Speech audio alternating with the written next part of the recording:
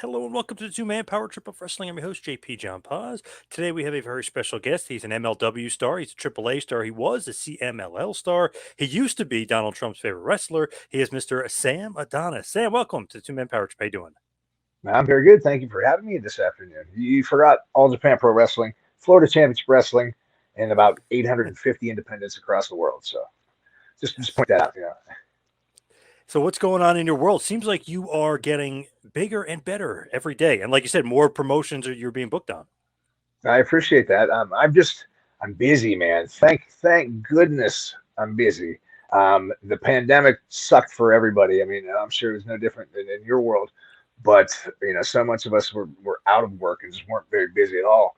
Luckily, everything lined up in the perfect storm, and I was able to go, into AAA in May of 2020, I think it was. And I've been rolling ever since. I swear, I'm in Mexico 2 or 3 times each month, and now most of my work is West Coast or at least the Southwest. So living here in Pittsburgh, it seems like I basically live in either Chicago O'Hare or Dallas Fort Worth airports because I'm there constantly. Is it true you're Conan's favorite wrestler, or is that made up? Are you actually a favorite wrestler? I wish I was Conan's favorite wrestler. I mean, I might be. He would never tell us that. Conan is one of the coolest bookers and bosses you'll ever meet, and he has a way of keeping people motivated, unlike anybody I've ever seen. It's awesome. I tell people stories about it, but I mean, you can feel so great about yourself, and everything's going great, and then he'll just tell you something in the nicest, sweetest way possible, and you want to be better because he has that. It's Conan. He's one of the biggest stars in wrestling history, so he knows how to keep his his crew intact and under the thumb in a good way. And I think that's why AAA is so stacked full of talent right now. With you, of course, we'll talk about Triple H just in a second, but MLW Underground on Reels, MLW, obviously you can follow them all around on social media, but you're making a splash with them lately with John Hannigan, aka Caballero, I guess you could pronounce it. I am absolutely loving my time with MLW. It was something kind of jumped onto me, it jumped at me a little bit out of nowhere. And again, it came through Conan. He was, he's worked for years with MLW, and it was something I really wasn't pursuing or even thinking about. And man, I couldn't be happier right now. MLW seems to be doing a lot of big things. They basically sprung this whole Reels deal out of nowhere. Very few people knew about that. You know, in the company. They just have big projects and big things coming at all times, and it's really fun because I think right now they're in a bit of a transitional position. They don't quite have the identity they had 3 years ago, but that's almost in a good way because right now a lot of those guys went to AEW or WWE, and now they're kind of finding footing with a new TV network, 2 TV shows, and constantly rotating door of talent, and it's definitely something I'm proud to be part of. And of course, John Hannigan and Cesar Duran, they're bringing you in as like the hired gun, if you will. They're bringing you in as like the boss, if you will, the enforcer. It's fantastic. I mean, John Hannigan is John Hannigan. I mean, you really don't have to say too much about him. And I didn't really know too much about Cesar Duran before our time here with MLW, but I mean, he's been amazing to work with. He's just a total pro. I mean, just a pleasure to share a locker room with. And he's super talented. But he can go out there and wind a crowd up unlike anybody and just, nails it every night. It's really cool because our representing Lucha Azteca, it's or Azteca Lucha, Azteca Underground. I'm sorry. Yes. Yep. Um, it's cool because myself, Ty Valkyrie, and John Hennigan, we might be considered the three most authentic luchadors in Mexico or in MLW. As far as our time spent in AAA and across Mexico, it's kind of funny because we're able to get the fans a little bit extra wound up, knowing these three tall, blonde Caucasian Americans are calling ourselves authentic luchadors from Mexico. It kind of gets some good Yep. tongue-in-cheek heat. That is great that they're bringing you in. And Cesar Duran, when Lucha Underground was going on, he used to steal the show when he used to watch that program. He was always, I don't know, something about him. He's a great actor, I guess, or his facial skills, whatever it is, he does a great job. He's like I said, he's unbelievable to work with. I think it kind of gives Lucha Underground didn't do too many touring events. They weren't a touring wrestling company, and I think so many people were so into that program that he kind of has this aura about him. It's the first time when I was a kid, I remember, seeing a lot of these guys for the first time. You'd see them on TV, and then you had to see them at the arena. There wasn't as many autograph signings. There wasn't their social media you could follow. You'd be mind blown. Oh my gosh, he's right there. And I think Cesar kind of has that right now. It's really cool. The TV tapings he's been at, the building kind of lights up because they have spent 4 or 5 seasons watching him on Lucha Underground, and now he's right there in front of them. And it's kind of, it gives a little bit of substance, especially to people here on the East Coast that have never been able to go to the Lucha Underground tapings. It kind of, has a special feeling to it. And I think that just makes him an asset to us. And, he makes MLW an asset to the wrestling fans. What's your plans with him and John Hannigan moving forward? I know teaming up coming up, but what's the plan? Yeah, global domination, of course. We just want to make sure that it's a good time for everybody in MLW. There's a lot going on. I really want to make sure that I can make my mark in MLW. I've been wrestling. This will be 15 years. This is the beginning of my 16th year I've been wrestling, and I couldn't be more proud and excited about what I've done in my career. But I've never really done anything on American television. Most of my career has been either in Mexico or Europe or traveling shows, some time in Japan, but I've never had that spotlight on American TV. My goal is to be one of the guys people turn on MLW for. I want people to say, what is this wrestling? What is this on Tuesday night? Oh, MLW. And I need them to say, holy cow, who's that big blonde dude? Who's that, the guy who did the 450? I want people to know that, we have some of the best talent on earth, and I want to be one of the reasons why they tune in. And, I definitely see that as being possible, especially when there are people like, Lindsay Dorado, you have Harry Smith. There's so many big stars. And I think, I'll be able to lead that charge with guys like Morrison. And I really have my eyes set on Hammerstone and Fatu. I think they're the two that I will match up with the best. And I think when all is said and done, people are going to be talking about that, MLW a lot in the next couple of years. To me, Fatu, I don't even know why. Somehow he's like undervalued or underappreciated, underrated, whatever you want to say. Like people don't realize how great he is, but I think they're maybe starting to realize it now that the reels is getting more popular, and maybe if they've seen it on YouTube or whatever. But I feel like Fatu kind of under the radar a little bit. I think I can only draw this correlation because I feel like in a way um, I've ran into some of the same issues. I think being a true independent can sometimes be a detriment to a wrestler now because there's so much wrestling out there that a lot of the fans don't know what they're looking for or what they like, so they fall back on what they know. And there might be 10 or 12 American independent companies that everybody's always checking out, seeing what's happening there. Whereas if it's not happening there, they might not see it. I myself have had 15 years bouncing from all company to company all over the place, and I'm proud of the fact that I've never stayed in one place too long. I've always been able to move forward and do something bigger and better. But just when somebody says, "Oh yeah, he's there, let's tune in," next thing you know, I'm out the door. I think Fatu has been the same. He's been everywhere, and he's the guy that goes all over this country and delivers. He's one of those guys that people come to see and tears the house down, but because he hasn't been a mainstay in a few of the top independent promotions and hasn't been featured as the guy, I think he kind of slipped through the cracks. I think that's something that right now is going to be awesome about MLW going forward because even Hammerstone, he has the same thing.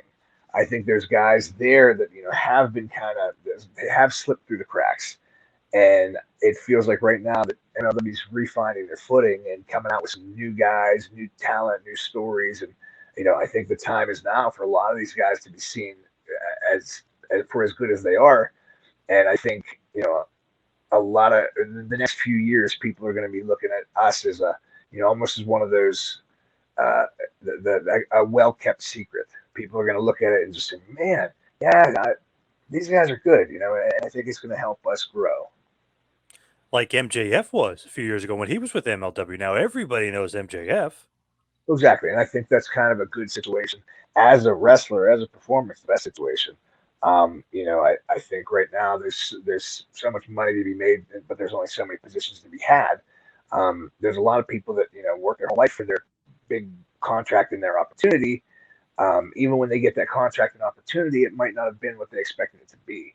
So now they might have to, they might not be as hot as they were when they were on the independents 2 years ago or 3 years ago. I think right now, given the quality of the product and what MLW is putting out, I think it's a really good place to kind of show your value as a performer. And I think MLW is going to continue to be a place where they're banging out the stars of the future because of the work atmosphere, because of the creativity and freedom they give the wrestlers. And at the end of the day, they have an eye for talent. They know who they want and what they're going to get out of them.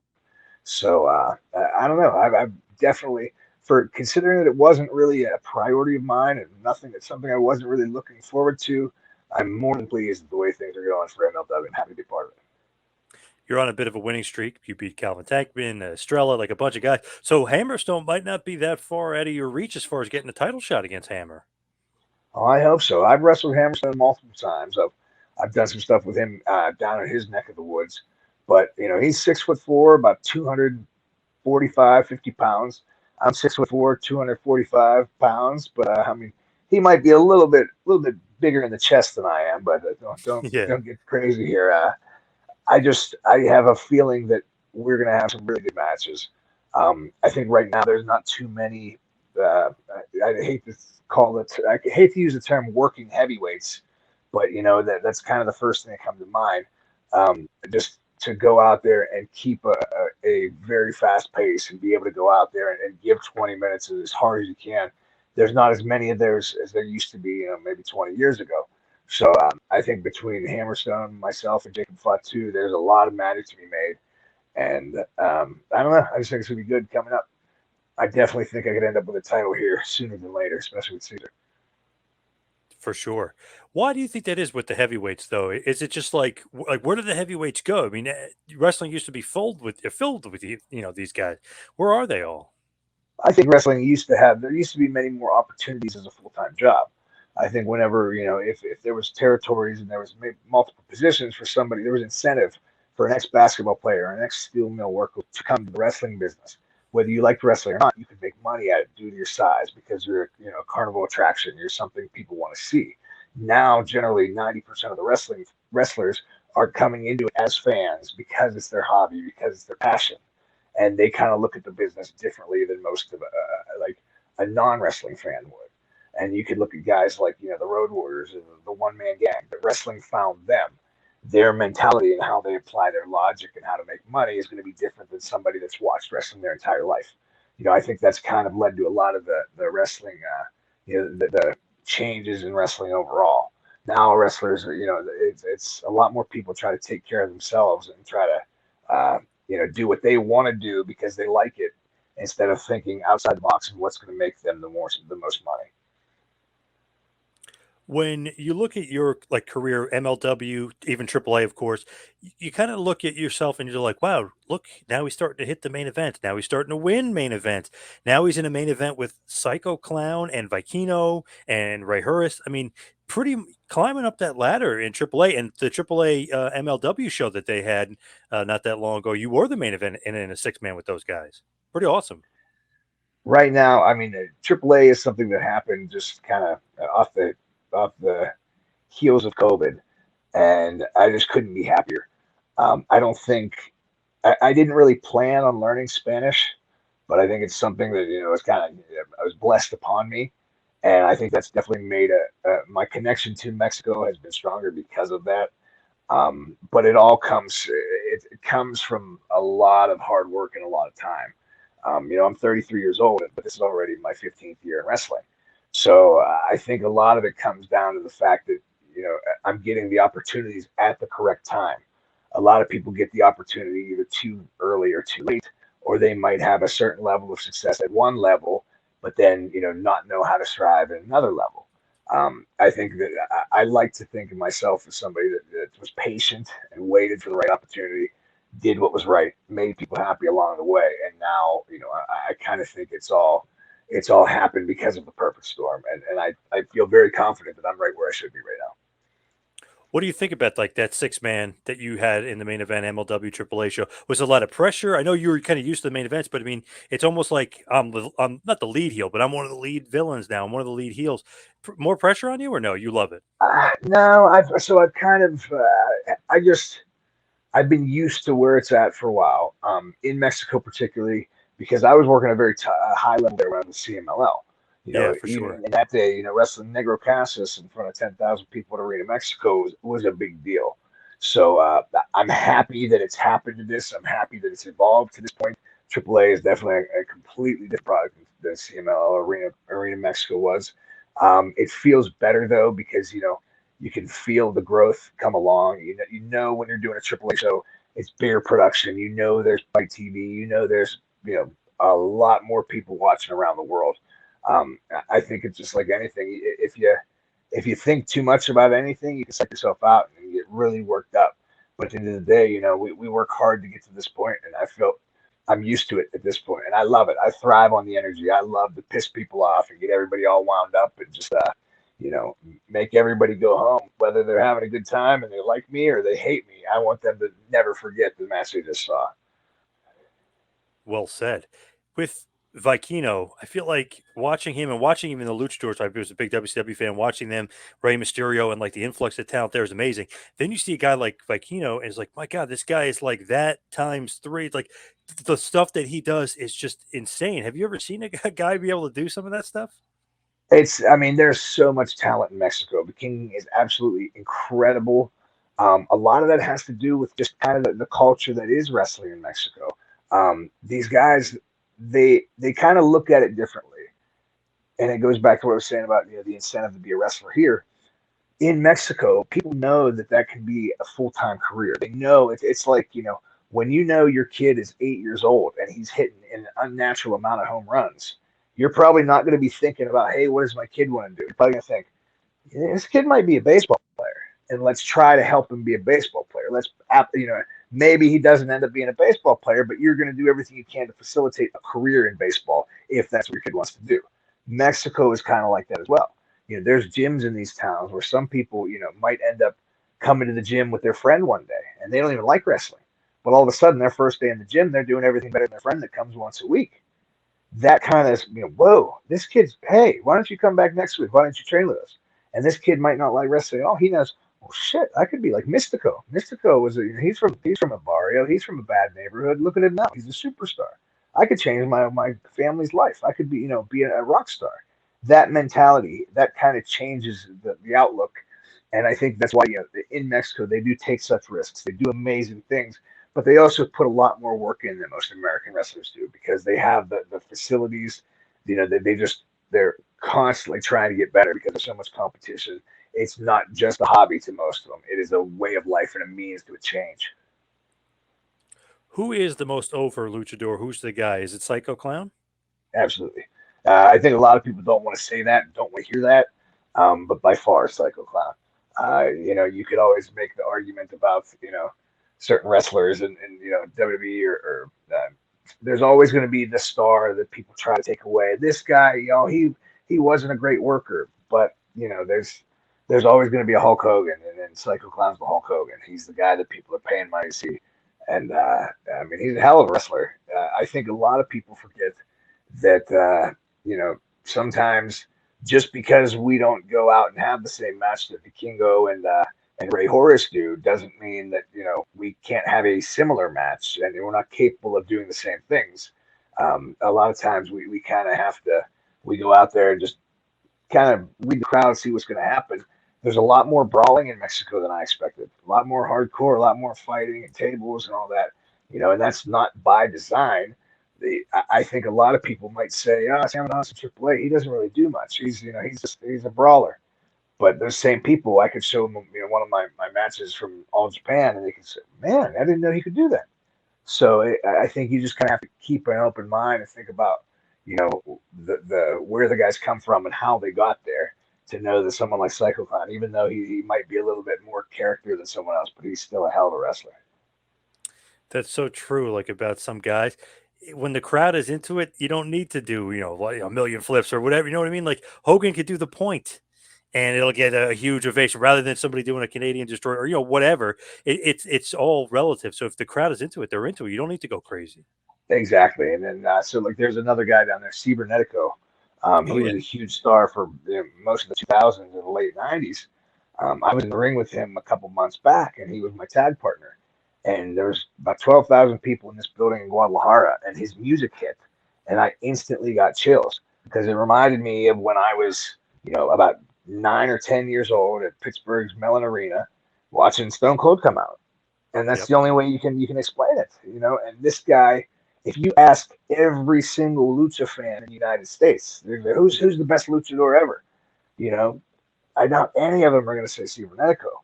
But if you ask every Mexican who's the best luchador ever, at least 10% of them is going to say Cibernetico.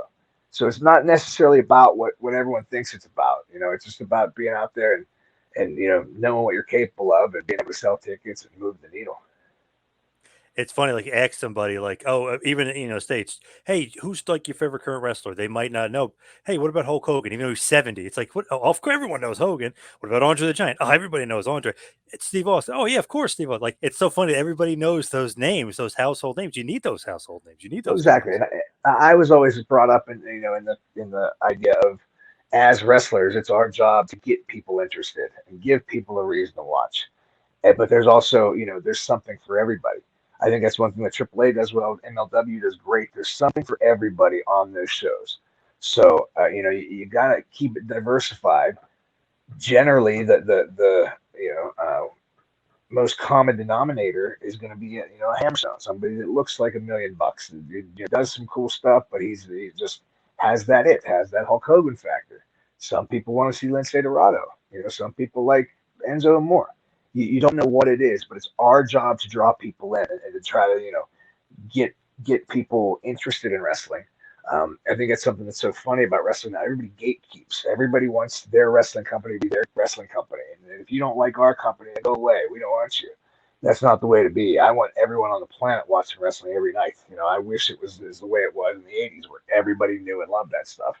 So I think there's plenty of it to go around for all of us. And we can all have our piece of the pie. But I just think anything we can do to get more fans is better than just trying to keep the 200 fans we have at our local independent show thinking we're the best. So true. Like we were talking about before. We'll watch New Japan Pro Wrestling from 1984 or 1985. Like we want to see all the good stuff. Doesn't matter what it is. Or MLW in 2023. We want to see everything. Exactly. I just think there's so much out there right now. Is a good position to be in. As wrestlers, there's so many options. As fans, there's even more options. Um, I think right now it's very interesting. I think we're just in the beginning of the I hate to say the word, any sort of competition or war, but right now we're in a wrestler's market because in the next couple of years, the one thing that never goes out of style is new, and there's always going to need new, no matter where it's at, whether it's WWE or AEW or Impact or MLW. New is always going to be draw people in and make people interested. So as a wrestler, all you have to do is stay ahead of that. Figure out what you want, how to get it, work hard. Make yourself an asset to anybody. And I think you will see in the next couple of years the bidding wars will start. There will be people out there that where's he going? Is he going Impact? Is he going MLW? Oh, I heard he was going to New Japan. I think that's kind of just a stone's throw away, and it's going to be a good thing for pro wrestling in general. The best commodity in pro wrestling is the new talent and free agents. I mean that's the best commodity because this guy can go here, this guy can go there. New, it's fresh. That's definitely what it is. I mean, it's the key, the lifeblood of the business. Exactly. It's going to be good going forward. Right now, I'm happy with the way everything's going in MLW, and I would like everybody to come check it out if possible. Tuesday nights, we're on Reels. I think you got to check local listings. I don't think there's an actual a set channel for Reels. But I mean, there's so much good going on. I don't know how many of your listeners watch MLW, but like I said, I mean, half the AEW roster that you see on Wednesday nights came from MLW 4 or 5 years ago. MJF, you had the Joey Janela's, the Lucha Brothers, so much of these guys. And MLW now is just, finding their footing again. And I think we have a hell of a crew. We have a lot of guys that you might know. There's a lot of guys you don't know, but I think, between the production quality and what's coming out, I think a lot of people will be talking about MLW in the next couple months to come. For sure. Check out MLW Underground on Reels. What I do simply, you're talking to the remote, you say Reels, Reels pops up, or pops up my. It's the easiest thing in the world with TV nowadays. It's the most simple, the simplistic thing to find Reels. It's very, very easy. But before we let you go, where can we find you on social media and everything else? I have my little hashtag, or my handle here down my chin on the video. It's at Real Sam Adonis on Instagram and Twitter. It has all my dates. It has a lot of my my matches, a lot of my clips, a lot of pictures. My merchandise is available through DMs. So I invite anybody, please, if you've never seen me, come check it out. I promise you won't be disappointed. One thing I've always taken pride in is I'm one of these guys you kind of have to see live. There's so many people that are, you know, there's guys that you see a video of and they're incredible, but there's other guys that you kind of have to be in the room to experience. And you know, I look at that like a good rock and roll show. You know, some guys, some bands, you just have to see live, and that's always been my bread and butter. So if you can ever see Sam Adonis in a town near you, please come. Please keep supporting everything around you. Support your local promotions. Support WWE, AEW, make wrestling hot. Everybody take care of it. And, you know, I think there's a lot of guys that we see a lot of different places in the next couple of years to come. All right, Sam, thank you so much for all the time. Appreciate it. Thanks, John. You have a good night, bud.